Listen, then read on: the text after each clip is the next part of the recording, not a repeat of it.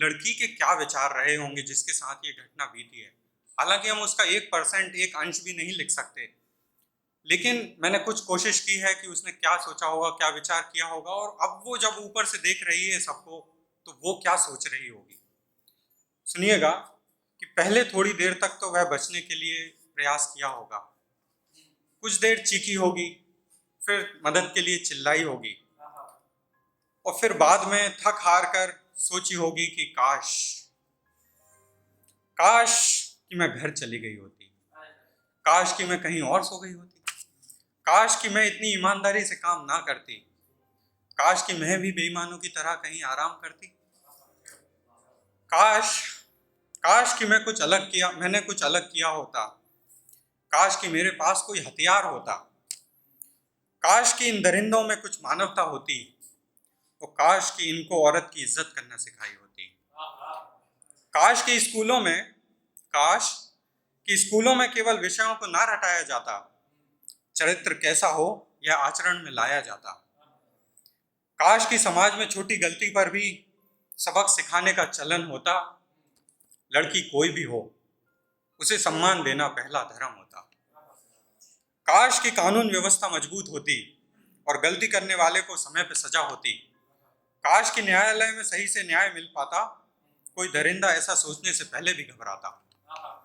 काश कि इन जैसे दरिंदों का कोई साथ ना देता और कृष्ण बन के हर लड़की को कोई ना कोई बचा लेता। काश राम और कृष्ण के इस देश में राम और कृष्ण ही बनते, दुशासन और रावण इस समाज में ना पलते। बहुत सारे काश हैं जो ऐसी घटनाओं को बढ़ावा देते हैं। पैसे और पावर वाले लोग इसका फायदा उठा लेते हैं। ऐसा सोचते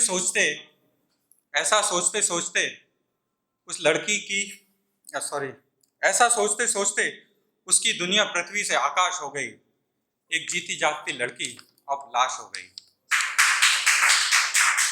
अब क्योंकि वो ऊपर है और सब देख रही होगी, वहां से सब देख रही होगी। अब क्योंकि वो ऊपर है, वहां से सब देख रही होगी। अब तक तो वो दुखी थी, अब हर पल रो रही होगी। कहती होगी कि वाह क्या गजब नाटक चल रहा है, जिसने मेरे साथ गलत किया उसे तो बड़े बड़ों का संरक्षण मिल रहा है, यहाँ तो मुझे ही गलत ठहराया जा रहा है, जिसको सजा मिलनी चाहिए थी उसी से परीक्षण कराया जा रहा है। और जलना तो चिता चाहिए थी इन दरिंदों की, यहाँ तो बस मोमबत्तियों को जलाया जा रहा है। अरे वाह जिसने मुझे मारा था वो भी मोमबत्तियां लेके चल रहा है। अरे वाह सबूत जुटाने वाला तो सबूत मिटाने का काम कर रहा है।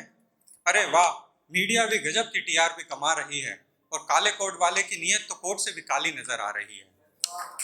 इन सब ढोंगियों के घर में भी तो बहन बेटियां होंगी, पर शायद इनके लिए ज्यादा जरूरी पैसे से भरी पेटियां होंगी।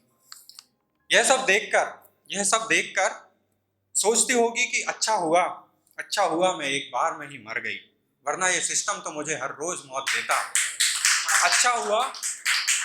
अच्छा हुआ मैं एक बार में ही मर गई, वरना ये सिस्टम तो मुझे हर रोज मौत देता।